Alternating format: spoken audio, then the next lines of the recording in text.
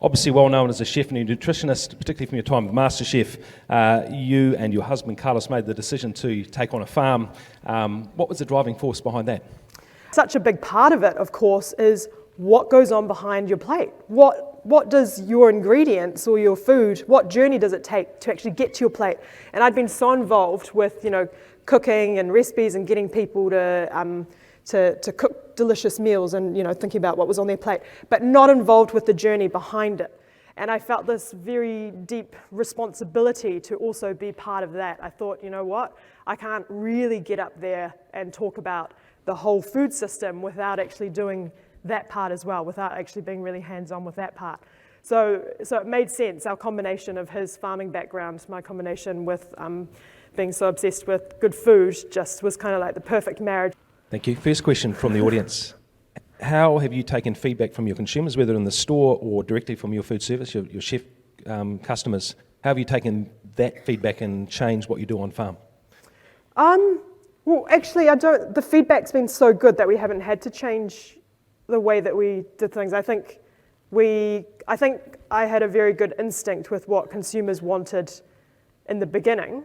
And consumers really, if you guys want to know what consumers want, and I'm sure you guys have got lots of intel into it already, but they really, they're craving to have more of a connection. They are craving that, and it's really hard when you live, in an urban sense. It's hard. You can't blame people for not getting it and not understanding how things grow and how things are raised and why some of the things are done the way that they're done, because they literally have no opportunity to learn that.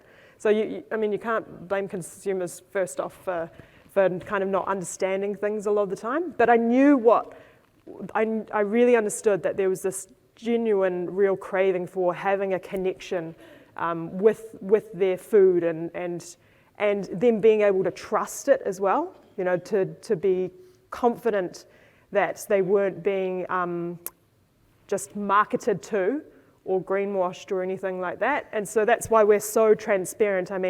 People come into the farm shop and all of our farm staff have, they've actually worked in all areas, well, most areas of the farm, whether it's collecting eggs or some don't want to work in the abattoir, that's fine. Or in the butchery, like packing meat, or in the market garden, harvesting vegetables and that kind of thing.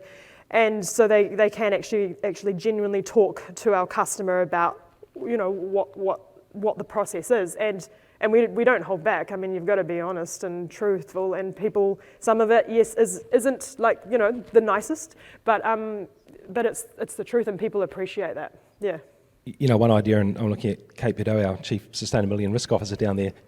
Kate often talks about this idea that actually we don't farm animals, we farm trust at the end of the day. You're kind of picking up on that theme. Yeah. So what other things do you do to talk about the farm traceability, how your animals are raised, etc.? How do you tell your story? And that's in line with a couple of questions around there is how do New Zealand farmers better tell their story?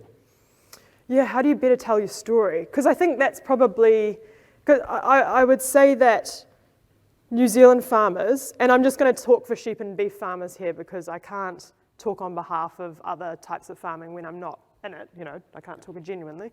But I would say my husband and I have always believed that, New Zealand sheep and beef farmers on a world stage, you do a bloody good job, like you really do. And I hope you all know and understand that, that you really do. Like we are at the top of our game, When you look worldwide at what practices are being used and the quality of our produce and everything, we are at the top of our game.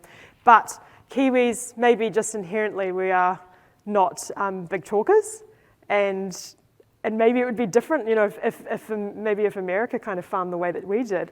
I don't know. They'd probably really be yapping it up a lot more, because Kiwis don't generally. You're not big yappers, and you're not ones to puff out your chest and really talk about how awesome you are.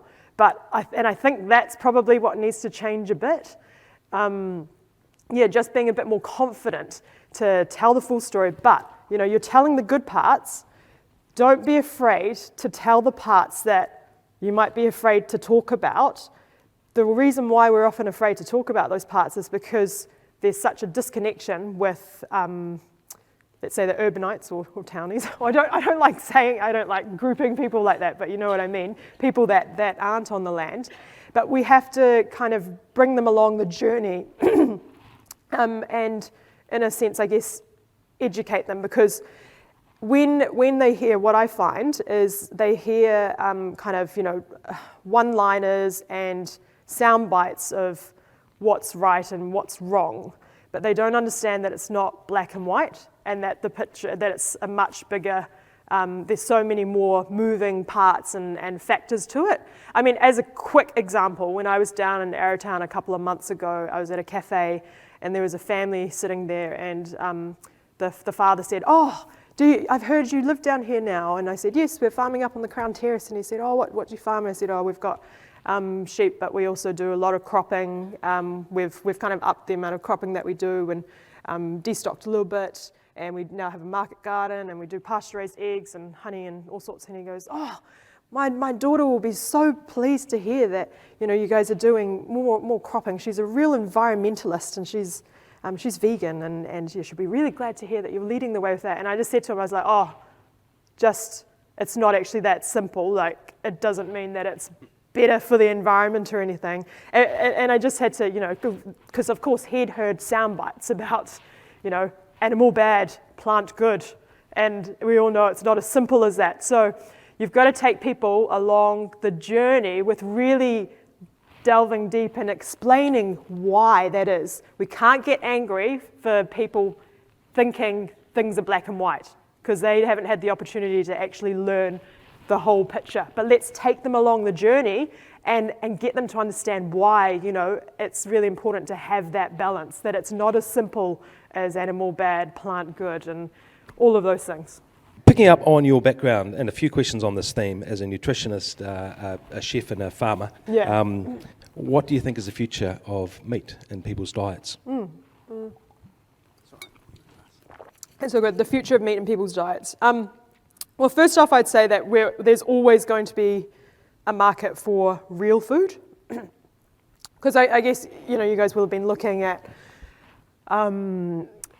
upcoming competition in terms of synthetic or lab-based meats and like plant-based meat substitutes and that kind of thing.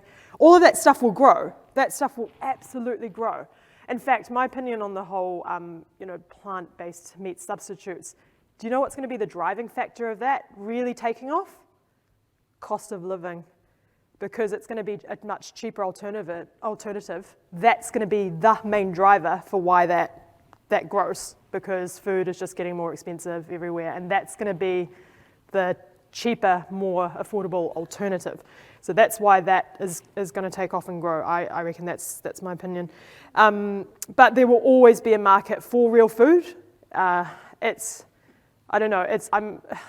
I did write an article for Stuff a while ago on the future of food, and it was quite a painful article to write, because, in one sense, it was like, oh gosh, if I'm going to be honest, the future of food on a mainstream global level is synthetic, it's hydroponicized, it's roboticized, and all of those things. But there will still always be a big significant market for real food, and it's going to end up being at the top end, the premium end. And of course, New Zealand, this is no surprise to any of us, but being the size that we are, we'll never be able to compete on that large scale, so we are well suited to playing in that space. More than anyone in the world, in fact. I think we've got the best opportunity.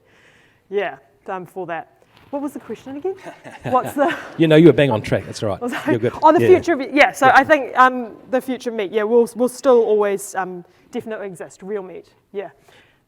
But you're going to start facing more issues around people questioning things like animal welfare, obviously, and its impact on the environment, and and again, impact on the environment. I always think, I'm like, we've got a really good story, because I know the way that we farm is good for the environment. And what we're seeing, when we think about things like net carbon zero beef in our business, is we're seeing a group of consumers out there, a small group but a growing group, that are actually acknowledging where their food comes from and wanting to say, we expect high quality, but we also expect you to manage your farm, manage what you produce for us within an ecosystem Yeah. where you don't do any damage. So the two probably come together at some point. Yeah, Yeah. absolutely.